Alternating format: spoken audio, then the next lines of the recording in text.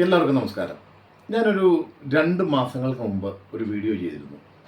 ജനദ്രോഹപരമാകുമോ വികസന പ്രവർത്തനങ്ങൾ എന്ന് ചോദിച്ചുകൊണ്ട്. കൃത്യമായിട്ട് പറഞ്ഞാൽ ഈ 2024 ഫെബ്രുവരി 22 അന്ന് ഒരു റോഡ് റീടാറിങ്ങുമായിട്ട് ബന്ധപ്പെട്ട് ആ റോഡിൻ്റെ സൈഡിൽ ഈ കാന നിർമ്മിക്കുന്നത് ഇല്ലെങ്കിൽ കാന നിർമ്മിച്ച് പൈപ്പ് ഇടുന്നതുമായിട്ട് ബന്ധപ്പെട്ട് ജനങ്ങൾക്കുണ്ടാകുന്ന ഉണ്ടായേക്കാവുന്ന ബുദ്ധിമുട്ടുകളെ ചൂണ്ടിക്കാണിച്ചുകൊണ്ടാണ് ഞാൻ ആ വീഡിയോ ചെയ്തത്.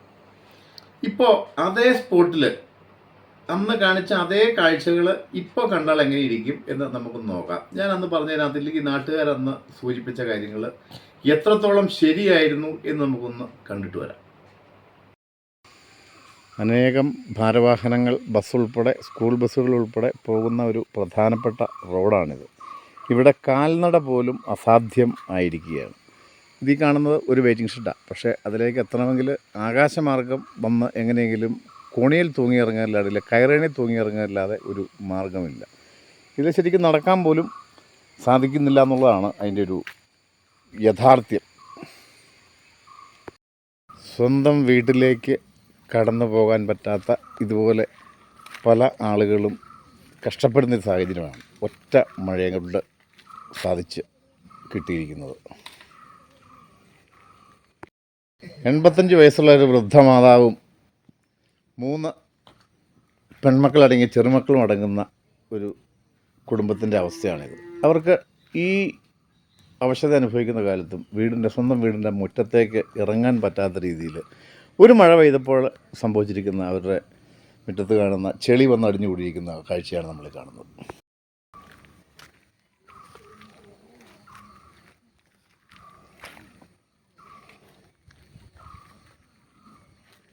ഇതൊരു ഇലക്ട്രിക് പോസ്റ്റാണ്. ഇത് ഈ ത്രിഡിൽ ആയിട്ട് നിൽക്കുന്ന ഇത് വലിയ താമസമില്ലാതെ ഇതും താഴെ പോകാനാണ് സാധ്യത.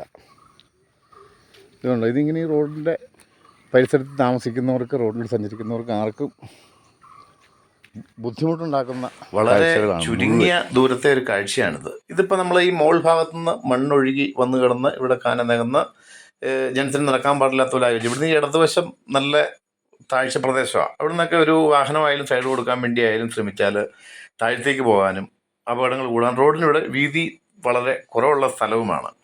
അതാണ് ഈ ഒരു ഭൂപ്രകൃതിയുടെ ഒരു പ്രത്യേകത. ഇത് നമ്മളിവിടെ കണ്ടാൽ മനസ്സിലാവും. ഇത് ഒറ്റ മഴ കൊണ്ട് നശിച്ചു പോയത് എത്ര അടി താഴ്ചയുണ്ടെന്ന് കണക്ക് കൂട്ടണം ഇവിടെ.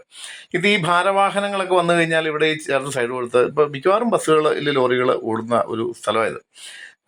സൈഡ് കൊടുക്കാൻ ശ്രമിച്ചാൽ സൈഡിലേക്ക് വന്നു കഴിഞ്ഞാൽ ഈ റോഡ് ഉൾപ്പെടെ ഇടിഞ്ഞ് ഈ നാശോന്മുഖമാകാനാണ് സാധ്യത. കാണില്ല, ഇത് കുഴിച്ചിട്ടിരിക്കുന്ന പൈപ്പായി കാണുന്നത്.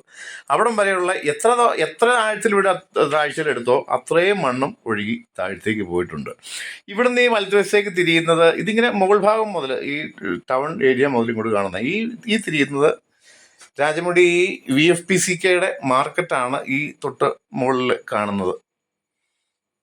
ഇത് മാർക്കറ്റായി കാണുന്നത്. അപ്പോൾ ഈ മാർക്കറ്റിലേക്ക് ഭാരവാഹനങ്ങൾ വരുമ്പോഴും അതും ഇതുണ്ട്. ഇത് തൊട്ട് താഴത്ത് നോക്കിയാൽ മനസ്സിലാവും. ഇത് വളരെ അപകടകരമായ രീതിയിലാണ്. മാർക്കറ്റിലേക്ക് കയറത്തില്ല എന്ന് മാത്രമല്ല, അവിടെ ഈ അതിൻ്റെ സൈഡിൽ കൂടി പോലും ഈ കാഴ്ചകളെല്ലാം നമ്മൾ കണ്ടു കഴിഞ്ഞു. വികസനം ജനത്തിന് ആവശ്യമാണ്. ജനത്തിനത് അത്യന്താപേക്ഷിതമാണ്. പ്രത്യേകിച്ച് റോഡ്, വെള്ളം, വായു ഇതെല്ലാം ആവശ്യമാണ്. പക്ഷേ ഈ വികസന പ്രവർത്തനങ്ങൾ ഏതാനും ആളുകൾക്ക് ലാഭം വർദ്ധിപ്പിക്കുന്നതിന് വേണ്ടി മാത്രമാകാതെ, അത് ജനദ്രോഹപരമാകാതെ, അത് സമയബന്ധിതമായിട്ട് പൂർത്തിയാക്കാനുള്ള നടപടികളാണ് സ്വീകരിക്കേണ്ടത്. ഇത് വേണമെങ്കിൽ മാസങ്ങൾക്ക് മുമ്പ് ഈ വഴി പൂർത്തിയാക്കാമായിരുന്നു. ഇപ്പോൾ ഇതിനകത്തൊക്കെ പല കൊച്ചുകുട്ടികളും വലിയ പ്രായമായവരും ഈ രാത്രിയിലൊക്കെ വഴി വെളിച്ചമില്ലാതെയൊക്കെ വരുന്ന സമയത്ത് ആ ഒരു കിടങ്ങിലൊക്കെ പോയി 3 അടിക്ക് മുകളിലൊക്കെ താഴ്ചയുണ്ട് ആ പൈപ്പിട്ട് പോകുന്ന ആ ചില ഭാഗങ്ങളിലൊക്കെ. അതുപോലെ വെയിറ്റിംഗ് ഷെഡിൻ്റെ ഭാഗത്തൊക്കെ നിങ്ങൾ കണ്ടു. അവിടെയൊന്നും സാധാരണ ജനത്തിന് പോലും നല്ല ആരോഗ്യമുള്ള ആളുകൾക്ക് നടക്കാൻ പറ്റാത്ത അവസ്ഥയാണ്. ഇത് ഒരു 250-300 മീറ്റർ ചുറ്റളവിൽ മാത്രം നടക്കുന്ന ഒരു കാര്യമാണെന്ന് ഓർക്കണം. ഇപ്പം ഞാൻ ഈ കാണിച്ച ദൃശ്യങ്ങൾ ഇതുപോലെ കിലോമീറ്ററുകൾ, ഇതിനേക്കാൾ ഭീകരമായിട്ടുള്ള അവസ്ഥകൾ ഈ റോഡിൻ്റെ തന്നെ പല ഭാഗത്തും മുമ്പോട്ട് പോയി കഴിഞ്ഞാൽ നമുക്ക് കാണാനായിട്ട് സാധിക്കും. അപ്പോൾ എനിക്ക് പറയാനുള്ളത്, ഞാൻ ഈ വികസനത്തിനെതിരോ ഇല്ലെങ്കിൽ ഈ പൈപ്പ് വരുന്നതിലോ ഇല്ലെങ്കിൽ ഈ റോഡ് വീതി കൂട്ടുന്നതിലോ ടാർ ചെയ്യുന്നതിലോ ഒന്നും എതിരായിട്ടല്ല. പക്ഷേ ഇത് ജനത്തിന് ഗുണകരമാവുന്ന രീതിയിൽ സമയബന്ധിതമായിട്ട് ഇങ്ങനെയുള്ള കാര്യങ്ങൾ പൂർത്തിയാക്കുക. അപ്പം അന്ന് ഞാൻ പറഞ്ഞത് ഇത് തന്നെയാണ്. വെള്ളം വന്നാൽ, മഴ വന്നാൽ ഈ റോഡ് നാശമാകും. ഇതിൽ വെള്ളം കുത്തിയൊഴിച്ച് പോകും, ഇല്ലെങ്കിൽ മണ്ണ് കുത്തിയൊഴിച്ച് പോകുന്ന.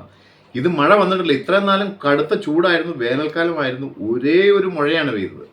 ഈ വേനൽ മഴയിൽ ഒറ്റ മഴയ്ക്ക് ഇതിങ്ങനെയായെങ്കിൽ ഇനി മഴക്കാലം വരുമ്പോൾ ഈ നാടിൻ്റെ അവസ്ഥ എന്താകും എന്ന് ഒന്ന് ആലോചിച്ച് നോക്കണം. ഇവിടുന്ന് 2 കിലോമീറ്റർ 3 കിലോമീറ്റർ ചുറ്റളവിലൊക്കെ ഭീകരമായ ഉരുൾപൊട്ടലുകളിൽ അനേകം ജീവനുകൾ നഷ്ടപ്പെട്ടിട്ടുള്ള കേന്ദ്രങ്ങളായി ഇവിടുന്ന് 2-3 കിലോമീറ്റർ താഴെയൊക്കെ നമുക്കറിയാം. അപ്പോൾ ഇങ്ങനെയുള്ള ഈ കിടങ്ങുകളിൽ വെള്ളം താന്ന് ഇവിടെയൊക്കെ പൊട്ടാൻ പാടില്ലായൊന്നുമില്ല. അപ്പം നമ്മളിത് വരുത്തി വെച്ച ഇല്ലെങ്കിൽ ഏതെങ്കിലും കോൺട്രാക്ടർമാർ അവർ ലാഭത്തിന് വേണ്ടി ആയിരിക്കില്ല, അവർക്ക് എന്തെങ്കിലും കാരണം കാണും. പക്ഷേ ആ കാരണം ഇപ്പം ഈ കുഴി കുഴിച്ചു, പൈപ്പ് ഇട്ടു, അതിന് ഇപ്പോഴേ താഴത്ത് 2 കിലോമീറ്റർ താഴെയൊക്കെ റോഡ് ക്രോസ് ചെയ്തെല്ലായിടത്തും ഈ ജാക്ക് ഹാമർ വെച്ച് അരയിഞ്ചിൻ്റെ പൈപ്പ് ക്രോസ് ചെയ്തിരുന്ന സംവിധാനങ്ങൾ ഇതെല്ലാം വെള്ളം ഇറങ്ങും. ഇതൊക്കെ കൃത്യമായിട്ട് പോയി ഇപ്പം ഈ റോഡ് ഇടിയാൻ തുടങ്ങും. ഈ റോഡിനോട് ചേർന്നാണ് ഈ കാന പോയിരിക്കുന്നത്. ഇത്രയും താഴ്ചയിൽ ഈ കാന ഈ വെള്ളം ഒലിപ്പിച്ച് പോയി കഴിയുമ്പോൾ ഈ റോഡ് ഇടിയാൻ തുടങ്ങും. ഈ റോഡ് ഇടിഞ്ഞിട്ടുള്ള ദോഷവും ഈ ജനം തന്നെ അനുഭവിക്കണം. ഈ ഉദ്യോഗസ്ഥന്മാർക്ക് ഇല്ലെങ്കിൽ കോൺട്രാക്ടർമാർക്ക് പ്രശ്നം, അടുത്ത കോൺട്രാക്ട് വെക്കും, അവരത് കോൺട്രാക്ട് പിടിക്കും, അവർ ധനം സമ്പാദിക്കും. പക്ഷേ ഇത് നിത്യം ഉപയോഗിക്കുന്ന പൊതുജനത്തിന് ഇത് അതിഭീകരമായ അവസ്ഥയാണ്, ഭയപ്പെടുത്തുന്ന അവസ്ഥയാണ്. ഇത്തരം കാര്യങ്ങൾ മാറ്റം വരണമെങ്കിൽ ഈ സമയബന്ധിതമായിട്ട് വികസന പ്രവർത്തനങ്ങൾ പൂർത്തിയാക്കണം. അതിന് നാട്ടുകാർ ഒന്നിച്ചു നിന്ന് ഇതിനെതിരെ സംസാരിക്കുകയും ചിന്തിക്കുകയും പ്രവർത്തിക്കുകയും വേണം എന്നാണ് എനിക്ക് ഈ സമയത്ത് ഓർപ്പിക്കാനുള്ളത്. നന്ദി, നമസ്കാരം.